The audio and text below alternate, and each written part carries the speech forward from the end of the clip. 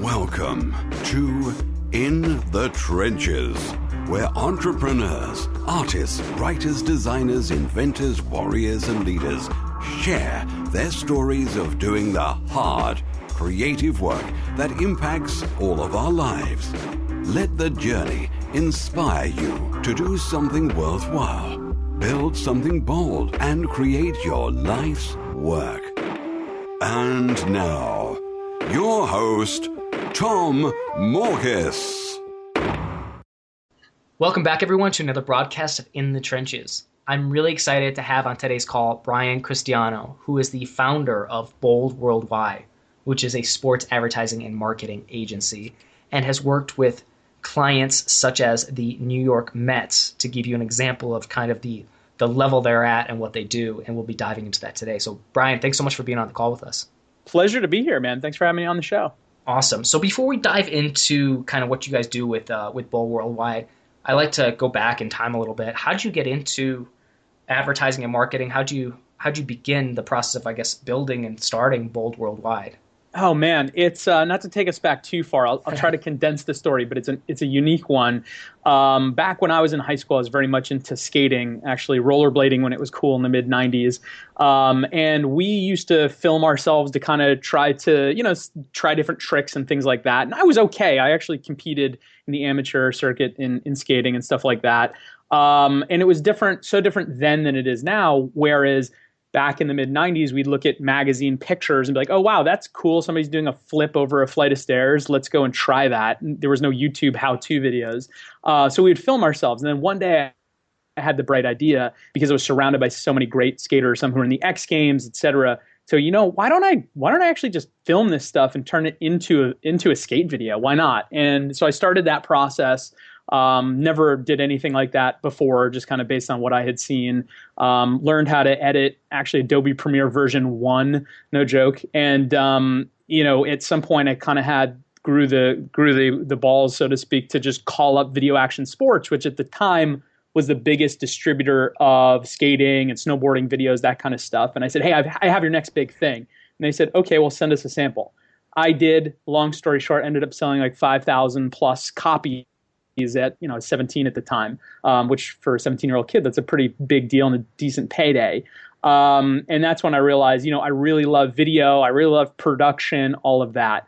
I went to school for it for a couple of years, ended up, going past the first 2 years, got my associates, then went on for my bachelor's and said, what the hell am I doing? I already pretty much were kind of running a business. Let me go do this full time. And so I did, and I started producing local TV commercials. And I started to slowly grow that. And after a handful of years, had a decent clientele in the Northeast region, in New York, Long Island, moved my business into Manhattan and scaled, which at the time was called 24DP, scaled that business into a small 7-figure production company. And then in 2009, when the market really, everything kind of hit the fan, at that point in time in our at least in my career, we were doing a lot of business with the bigger ad agencies, and it was great work. It was good business, but I always got so frustrated because I just want to say, hey, just put us directly in touch with a client. We'll get these things hammered out in 30 seconds instead of the 3 or 4 weeks it would take to get small pieces of feedback. And I felt that it was just so inefficient working with these huge agencies, and it drove me nuts. So 2009, made the decision, I'm going to go direct to client, and this is going to be scary, but we did. I bought out my business partner at the time because she didn't have the same vision. She wanted to do other things. Bought her out, which was tough for me at the time. I did it. Eventually rebranded as Bold, I think 2010, 2011, and never looked back since. That was the start of Bold, and have grown that in the last 5 years, and it's been one hell of a trip. That's awesome! Wow, that's pretty incredible. And so your original kind of expertise was in film production. Is that correct then? Yeah, that was my original. I actually originally wanted to be a cinematographer, right? That was what I wanted to be. And I kind of found as I started kind of getting these smaller local clients back in the early 2000s that I was actually pretty good at producing and managing the clients and making a profit. And I started to fall in love with the business side more than I liked actually operating the cameras and things like that. Yeah, and so now Bold itself, and I'm sure it's gone through multiple evolutions, but kind of taking a snapshot of where it's at now. What are the major services? Like I come to you, I'm the New York Mets. What do I need you guys to do? What can you provide for us? Yeah, absolutely. Our major focus really is working with brands or companies or sports teams that want to connect with fitness, sports, outdoor consumers, and we do so through a variety of digital, social, and video campaigns, which we believe in this day and age with how fast digital content, social is moving. That's where the focus is. And because we had our history on the video side, we're very, very good at the content portion, which is a rare thing to see from an agency because most agencies tend to have, the media buying or the service or the branding piece down and then outsource the production. But since we do that all together as a package, it gives us a unique perspective. Interesting. So you guys do, and I'm trying to get clarity because I'm always curious about how agencies operate and stuff like that. Do you guys actually produce, like you come in obviously from a strategic standpoint, right? Correct. But then what kind of like stuff do you guys actually execute on? Do you actually create social media content? Do you create video content? Do you create, logos and design and stuff like that for these companies? A little bit of all of the above, but I would say that our main focus really would be on, three pieces. One is coming up with a strategy of how do we leverage content, albeit video or some other level of content, social, community management to build a following, create engagement. And then how do we, on a deeper level, on a real more sales-driven, e-commerce-driven orientation, how do we then sell? Right. And we've found a very good balance selling through social media, social marketing, as well as digital. So really not only handling the creative and the content side, but then also asking for the sale and pushing traffic to a site or landing page to create whatever the conversion may be, whether it's sales, leads, creating, more following, et cetera. And we're doing a lot of that through social media marketing, like Facebook dark posts, Twitter, Instagram, et cetera. Okay, yeah. And so here your clients include Ray-Ban, PepsiCo, CBS Interactive. I mean, there's a lot of Tropicana, Gillette. It's pretty impressive. I'm curious, like, how do you get in front of these companies? It's really interesting, and some of it is previous relationships that we created being on the vendor side as a production company many years ago and leveraging those connections.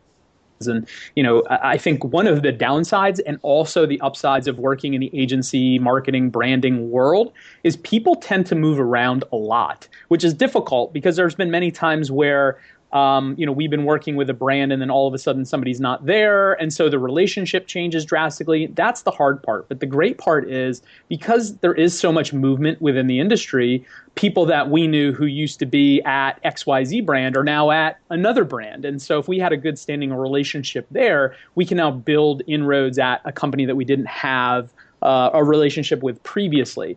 The other two methods to our madness. One is, really old school biz dev, outreach, phone calls, meetings, coffee. I mean, it sounds very old school, but it works because our sales cycles are relatively long. Some of them can be short. And so it's building those relationships with these people and explaining to them that, listen, we do it differently. We have a different perspective. We have a different methodology, and what we do works.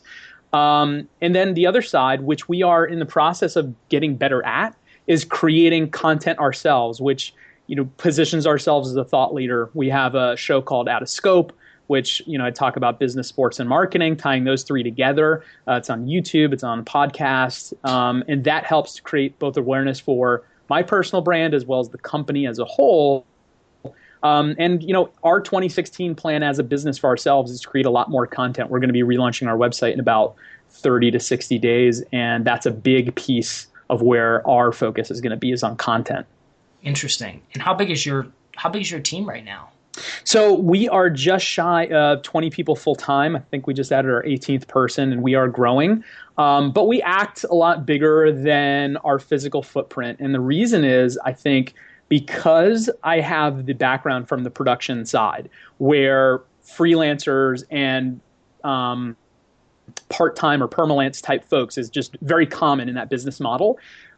was able to kind of bring a piece of that over to the agency side, which is we can scale up at any moment in time on a project by project basis. So, for example, like you mentioned, PepsiCo, Tropicana, we do a lot of project-based work for them. So it's not necessarily a constant job that we're running on a long-term contract over a period of time, but they may come to us for a 2-month project, in the spring, and then come back to us for 3 or 4 projects in the fall. And so if you were to try to carry that overhead with full-time staff, it would just be impossible to do. So just like a production company, we're able to scale up with our talents. So we have a lot of people who are on a freelance roster who, work with us on a really consistent basis, and allows us to be very flexible and also very nimble as an organization, but still deliver products and deliver services to some of the bigger companies or bigger projects without having to hesitate, which I think is a real big benefit for us. Gosh, yeah. So I have a lot of questions here. So as much as you can divulge or share, and so with that one in particular, and I'll come back to some others, but so you have a team of about 18, you're growing, but then you scale up for individual projects. How do you know what to hire for versus what to, say temporarily scale up for? That's actually been a really interesting thing that I have had to learn over the last few years as we've been starting to move towards growth. Yeah. Our focus this last year and our focus in 2016 really is to scale the agency. And it's very, the cart before the horse feeling, which is, okay, if we've got this project or this job or this long-term business contract, is it better off to hire the person full-time? Or is it better off to substitute with freelancers? And the upside of freelancers is you only have to pay for when you need them. The downside of freelancers is A, you pay more on the short term, but B, there's sometimes inconsistency either in services or coordination, and sometimes that's difficult. Sometimes it's very easy because we have enough work that overlaps where somebody might be, they're a freelancer, but they might be working for 3 or 4 months. And because they want to do that, they still want to live in that freelance world, but we're giving them more longer term business. But it is a delicate dance, and I have been slightly skewing towards pulling on the full-time staffers as often as I can or as soon as I can. And I think the bigger driving force for us has been our mindset change over the last 1.5 to 2 years, which is changing our business services to be long-term repeating contracts versus the short-term project-based work. Because with the production company, it was always short-term project-based work, which is amazing because you have these super high highs. A lot of money comes in a short period of time, and then you finish a project. And if there's not something else locked up, then, okay, what do we do? And so as an agency, that's been an interesting lesson to us, which is turning our services more into long-term contracts versus project-based work. Okay, so now it's interesting. So it starts with the mindset shift, and then how do you actually approach that from like a practical standpoint, saying, okay, how do we, especially if you're doing good with the project-based stuff, how do you make that shift over to the longer term type contracts? That was very interesting. And at first, I think it was harder than I anticipated. And then after we really kind of figured it out, it was easier than I anticipated. So it was an interesting balance. Going from this very project-based work company, trying to then transition over to longer term contracts. We had to make our services fit those needs, which is before when we were just doing production, nobody needs you to be on call 24/7, for production. They just don't. So there's no reason for anybody to pay you for repeating revenue for that unless they have a lot of work going on. On the flip side, on the agency side, the services for digital and social are things that are always constantly evolving and are ongoing. And so adding those two pieces and combining that with the production was a really unique and smart move for us, which is, okay, if we are either managing or we are, or we're giving information to a client on how to either do their social content, or we're actually executing their social marketing, meaning, buying and placing and designing and executing the ads and the strategy. That's a long-term process. That's not a month job. That's a year contract or longer. And so because we then also have the content side, the production side, Now we build that in over top, which means, okay, the client's not going to need that every time, but they're going to need us to continue to manage their social marketing or their digital marketing channels. And then when we need to incorporate this content or video in there, that's a project-based piece based over on top of that. So we found that really kind of helped us grow and scale the agency, and continuing to do so because we have this base where we know what we're doing in business over the next 12 months, at least right now. And then when we have the opportunity to do additional production or those creative services on top of it, it's kind of the icing on the cake. Interesting. Okay, very cool. So take us back in time, I guess, a little bit when you actually first started Bold. I'm curious, was it just you, or you bought? I guess you bought out your partner, so you had a team that when you made that switch from working with agencies to kind of the direct clientele, right? Is that about right?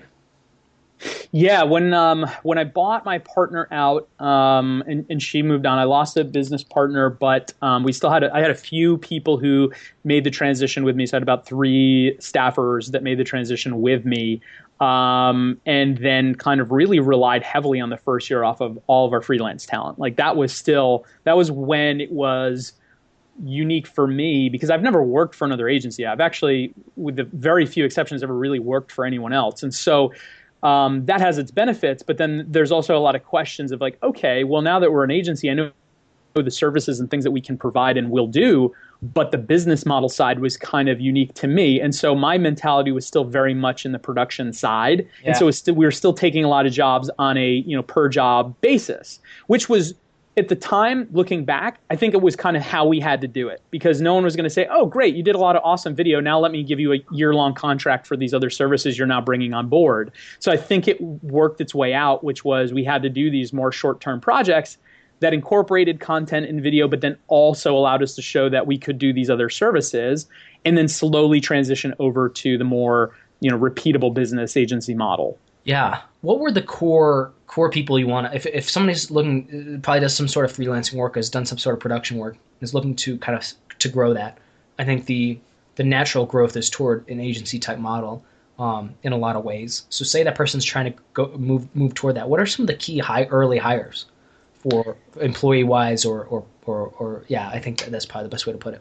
Yeah, so you're saying like if they're a freelance whatever designer or something, and I say, hey, listen, I want to turn this more into a company, not just me designing. Who do I hire next? Yeah, I think it's interesting because I think it depends on the person's strengths, right? Like I was always decent at biz dev. I had no problem picking up a phone, making connections, et cetera. So I kind of had that piece. I think I've learned that I needed to accelerate that big time from back then till now. It's very different.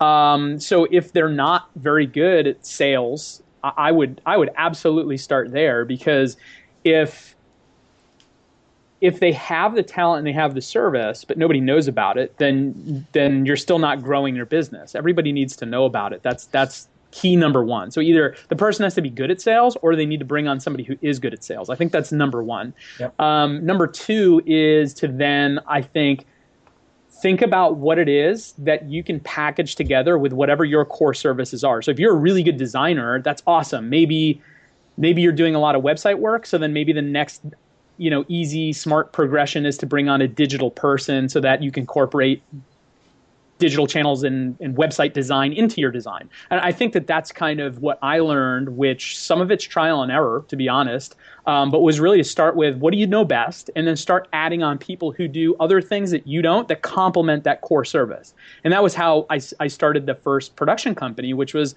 I was really good at filming and editing. And then I decided, hey, I want to run a business. So eventually I hired other people to fill in all the gaps and then hired people to cover the services that I initially did. Yep. Okay, very cool. And as far as like this model is concerned, I mean, I think any type of business model obviously could be challenging, but the agency one in particular, because it's it's especially when it's project based, it can have some ups and downs. I'm curious, like what like at least like don't have to get into numbers or anything like that, but what are some of the like have you had any dramatic shifts in terms of like we had a huge month and then we had like a really terrible month, and like how has that been to manage that if that's happened to you at all? It's definitely happened to me in the past. I would say over the last couple of years or few years, I've felt it much less because we changed the business model, which made a very big impact on cash flow, which is having constant reoccurring revenue coming in. I think that's the smartest thing any business can do, regardless of what industry they're in. But if you're in the project-based type work, and going back even before Bold, going back to my previous company, the production company, when it was all project-based, we absolutely felt that. And I think that was one of the really challenging things as a business owner, was to be able to balance out, okay, we have a really great month. We brought in tons of revenue, but then we have nothing else lined up next month. How fast do you burn through that cash is a really big issue. Yeah. And when you're starting out as a smaller company, when you only have a handful of people, you might not have tons of cash in the bank to get you through 3 or 4 or 5 months of dry time, which hopefully nobody has to experience. But I've experienced that before, and things got really tight at points back when it was 24 DP. And I think that was one of the things that really incentivized me to go to the agency business model, because I knew that just being a service provider for production, it would always be those high highs and lows. Whereas being on the agency side, we could make long-term decisions and bring and create services that the clients needed and wanted on a long-term basis. And that flattened out that curve a bit for us, which was great. That's awesome. Very interesting. I'm curious how, I guess, how do you, and maybe you don't run into this challenge anymore with where you guys are at, but maybe in the beginning, how do you find, not find the clients, because we talked about that, but how do you go through a validation process so you're not necessarily wasting time having conversations with people who aren't going to buy? I'm curious. I feel like that's another challenge that people run into a lot. How do you deal with that?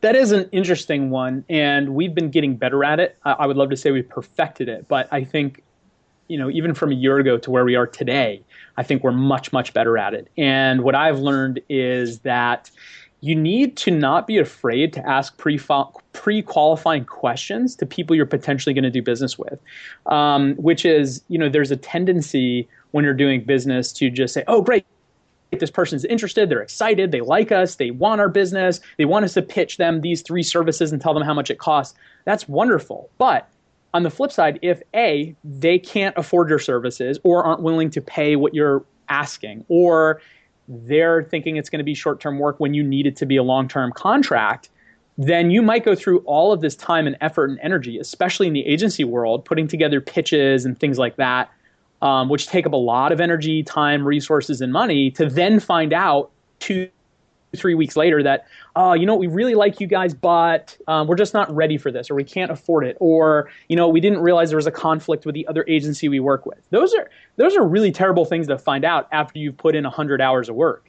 And so, we've gotten better at creating pre-qualifying questions with the people on my sales staff that really in the first phone call start talking about budgets and how they're working, and asking very specific questions of how they work with agencies and how is that formulated, and what does expensive look like to them, right? And how valuable of XYZ service do they think that could be to their business? And then I think the other thing is being a little bit more transparency about costs and your service costs. And I think that's been a big game changer for us, where we've started almost kind of create packages for our services, which is, okay, great, we do these 5 things over and over and over and over again, and we know that here's the ranges in which we do really well and the client does really well. And showing them those packages up front, even though it's an agency, which seems pretty odd to do, has been a game changer for us, because the client knows what to expect right off the bat, and you get that reaction right off the bat, which is, oh, this is great. Yeah, this seems doable for us, et cetera. Or, oh, wow, I didn't, and you can kind of adjust based on that. And sometimes, you need to push through that with the client and express your value. But sometimes you find out really early on that this isn't going to be a fit. Great, let's save their time and let's save our time, because there's a million other businesses out there that we can and should be talking to. Yeah, exactly. So just to clarify something, did you mention that you share packages with them? Like, these are the different things we offer, or these are different type of packages we offer? Yeah, yes, we do. Some things just aren't packageable. Some things really need to be on a per client basis, because obviously in the agency world, things can get very complicated. But, social media and social marketing, we've found, especially because we focus a lot on the sports consumer and brands trying to reach them, we kind of have some really good case studies that show, hey, if we're spending this functions very well. Now, that's not going to fit every single case, but it gives us a starting point for a conversation. So that way, the client kind of has some expectations on how much we charge and the ranges that we charge right off the bat. So after 30 minutes of conversation, we're already talking about that because, why wait for, again, like 100 hours of work to then find out that they can't afford it or aren't interested because of X, Y, and Z problem. Yeah, that makes a lot of sense. Awesome. All right, Brian. Well, we're coming up to the top of the conversation. I wanted to respect your time here. And actually maybe talk a little bit about, real quick, Out of Scope, the podcast, and what you guys are doing. You mentioned you're kind of shifting over to more, or not shifting over, but you're, a big focus for you going forward is content creation. So maybe tell us a little bit about that podcast. Yeah, absolutely.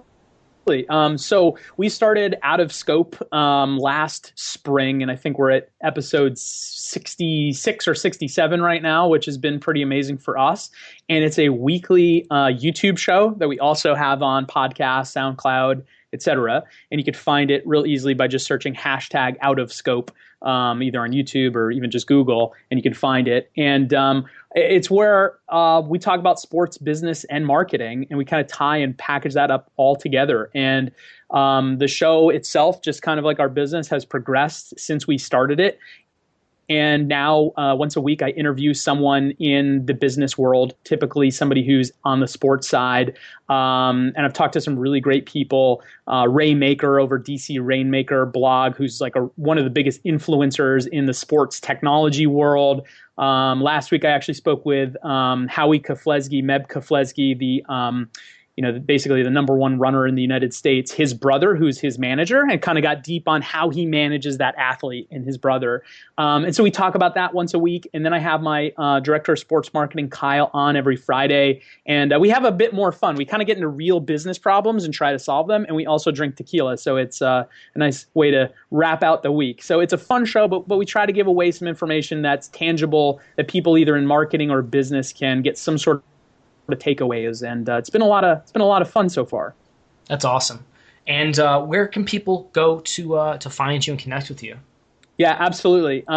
You can go to our website is boldworldwide.com. That's the company site. We're actually going to be relaunching that site in a month or two, so stand by for that. Otherwise, you can find me on the web. My Twitter handle is Brian_Cristiano, Cristiano. Same on Instagram, Snapchat, all those good things. And my website, which has all the shows on it, is briancristiano.com. Or, like I said, they can just Google hashtag Out of Scope, and they can find the show and go from there. Awesome. Brian, I really appreciate you being on the show, man. It was great talking, and I appreciate your insights. Tom, absolutely, man. This was a pleasure. I'll talk to you soon. And that wraps up another broadcast of In the Trenches. If you'd like to check out the show notes, just head over to tommorkes.com/podcast, where you'll find the latest broadcast. And if you enjoyed today's broadcast, please do me a favor and leave a rating and review on iTunes. That's the fastest, simplest, easiest way to support my creative work, and it would really mean a lot to me. As always, this is Tom Morkes, and if you're listening to this, you are the resistance.